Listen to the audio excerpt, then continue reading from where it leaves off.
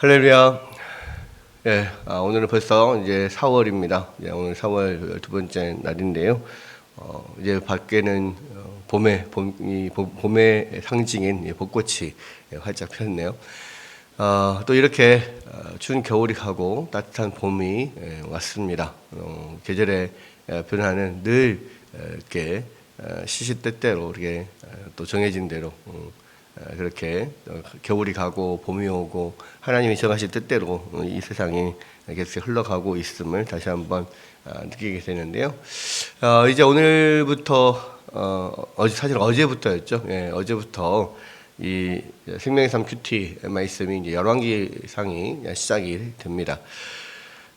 이 열왕기상은 우리 구분으로서 장래 구분으로서는 역사서죠. 우리 지금 현재 우리가 가지고 있는 구약 성경의 구성으로서는 이제 역사서에 들어가고 있고요. 원래 히브리인들이 쓰는 히브리 성경에는 구분이 지금 우리가 가지고 있는 성경과는 조금 다릅니다. 왜냐하면 우리가 가지고 있는 이 성경은 구분이 그 70인역이라고 하는 헬라어로 그 히브리어를 헬라어로 번역한 70인역의 순서를 지금 따르고 있고, 뭐 우리뿐만 아니죠. 이제 무슨 영어 성경이나 많은 것들이 다 70인역의 그 성경 순서를 따르고 있지만 원래 히브리인들이 가지고 있던 구약 성경의 순서는 조금 다릅니다. 그러니까 모세오경과 그다음에 선지서, 예언서, 그리고 성문서 뭐 이렇게 나눠지죠.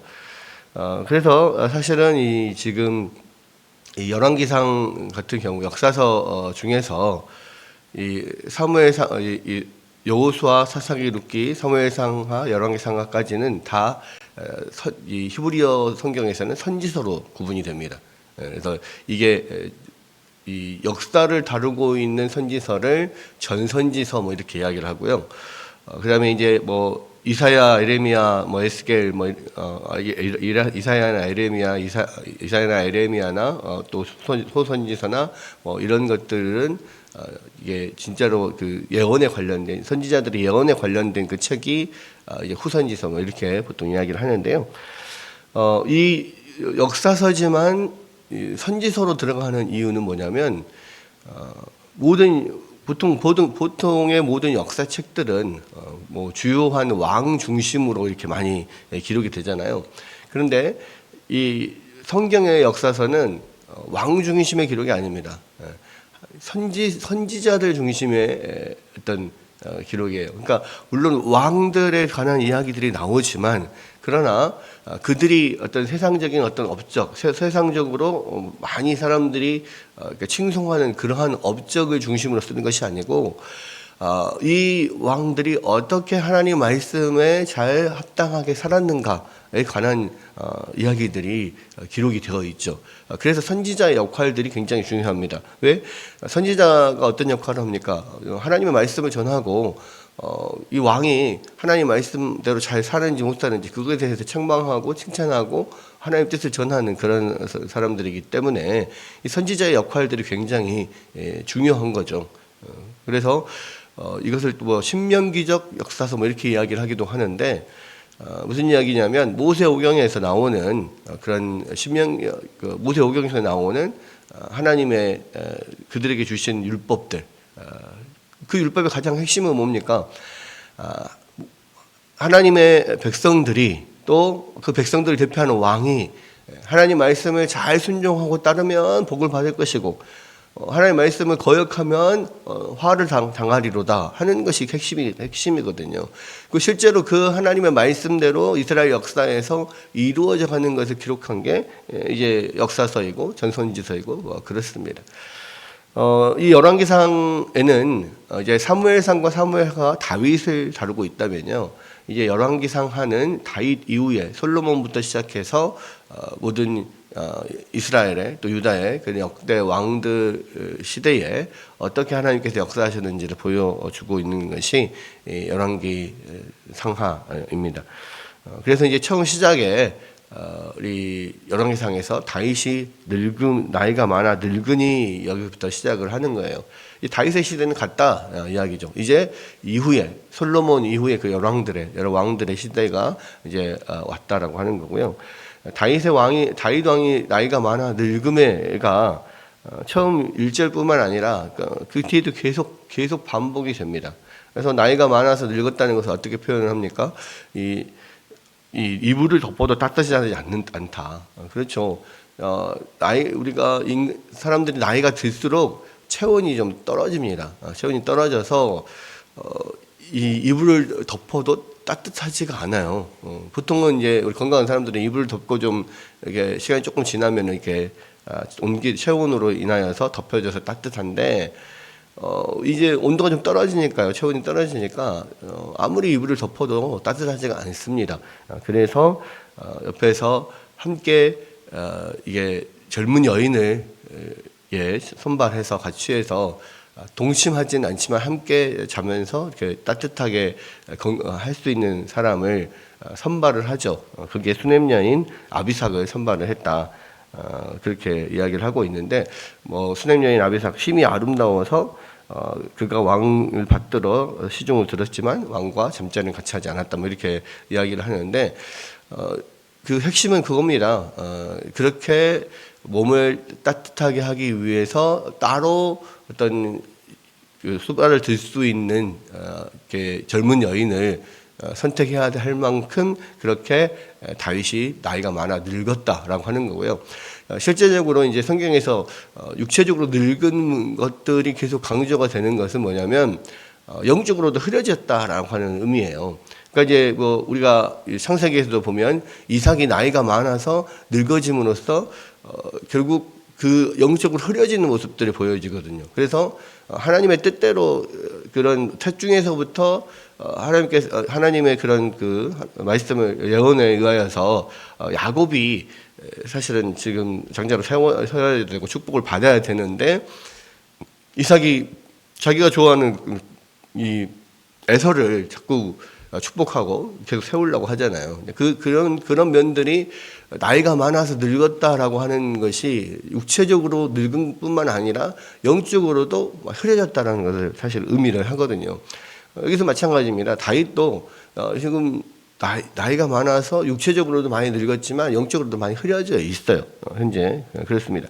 이제 그러한 때에 이제 핫깃의 아들 아도니아가 스스로를 높여서 내가 왕이 되리라 하고 자기를 위하여서 병거, 기병과 호위병 50명을 준비하고 자기가 왕이 되려고 합니다. 이 아도니아는 누구냐면 여기서 보면 압살롬 다음에 태어난 자고 용모가 심히 준수한 자라. 그의 아버지가 내가 어찌하여 그리하였느냐 하는 말로 한 번도 그를 섭섭하게 한 일이 없더라. 그러니까 사실은 아도니아는요, 인간적인 그 관점에서 봤을 때는 당연히 그 다윗을 뒤를 이어서 왕이 될 거라고 누구나 생각하고 자기도 그렇게 생각할 수 있는 그러한 어떤 조건을 가진 사람이에요. 왜냐하면 지금 압살롬 다음에 태어난 자라고 하는 이야기는 지금 현재에 있어서 현재 남아있는 아들 중에서 가장 장자다 이 말입니다. 원래 이 다윗은 아내가 여러 명이 있었고요. 또 그 여러 명 아내들에 의해서 많은 아들들이 태어났는데 첫 번째는 암논이죠. 근데 암논은 이 압살롬에 의해서 죽임을 당하잖아요. 그죠?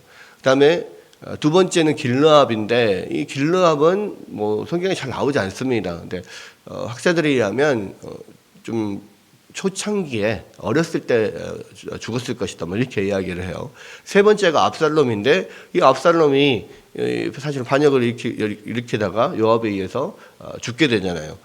그 다음이 아도니아예요. 그러니까 위에 세 명 형들이 싹 다 없어요. 지금 이제 아도니아가 이 다윗의 아들 중에서는 가장 장자입니다. 그러니까 당연히 내가 가장 장자니까 당연히 내가 왕이 될 것이다 이렇게 생각을 하고 많은 사람들도 그렇게 생각을 했어요. 게다가 아도니아가 그냥 비리비리한 사람이 아니라 여기서 보니까 용모가 심히 준수한 자였고 아버지에게 한 번도 네가 왜 그랬냐 이렇게 꾸중을 들어본 일이 없는 그런 사람이라는 거예요. 그러니까 나름대로 인간적인 조건으로 봤을 때는 왕이 될 만하다.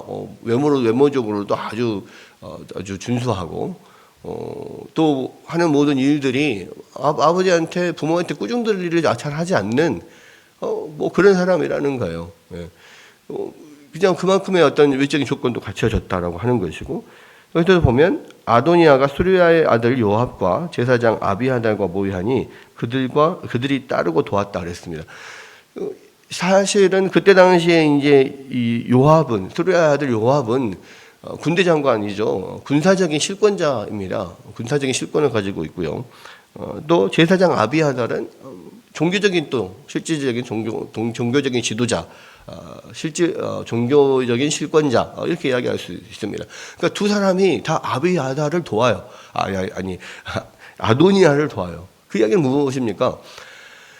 현재 있는 신하들, 실세들조차도 당연히 아도니아가 왕이 될 것이다 이렇게 지금 생각을 하고 다 그 밑에 다 줄 서 있다는 겁니다. 그러니까 뭐 사실 아버지는 이제 나이가 많아서 이미 늙었고 영적으로도 많이 판단이 여러 가지로 육적인 영적으로 판단이 흐려져 있고 이제는 내가 왕이 어차피 될 건데 이제 때가 되었다. 이제는 아버지가 더 이상 왕으로서의 역할들을 못하니까 내가 전면에 나서서 이제 왕이 돼서 이제 이스라엘을 다스리리라 이야기를 하고 자기도 이제 그 마음을 먹었고 그 당시에 그런 실세들하고 실세들인 신하들하고도 이야기를 해보니까 그렇게 하면 좋겠습니다. 지금 이야기가 된 거죠.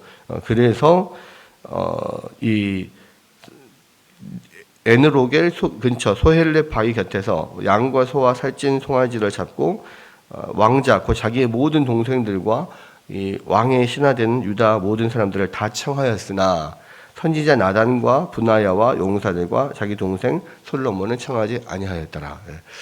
다른 사람들은 다 초청해서 잔치를 벌입니다. 무슨 잔치를 벌려요?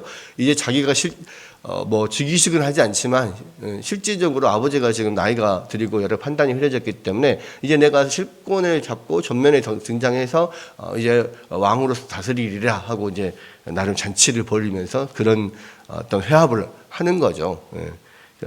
근데 이제 여기서 선지자 나단과 용사 분하야와 용사들과 동생 솔로몬은 초청하지 않았어요. 왜? 이 사람들은 자기 반대 세력들이니까. 그리고 이 사람들은 동생 솔로몬을 믿는 사람들이니까. 그래서 지금 부르지 않은 겁니다.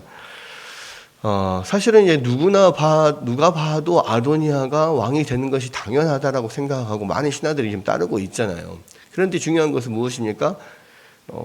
이스라엘은 왕의 역사가 아니에요. 그러니까 왕이 정권을 가지고 다스리는 그런 인간적인 나라가 아니라 하나님이 왕이신, 그리고 실제로 왕들은 그 하나님을 잘 섬기는 그 백성들 대표인 거잖아요. 그러니까 인간적인 관점에서 이 하나님 나라가 이루어지지 않습니다.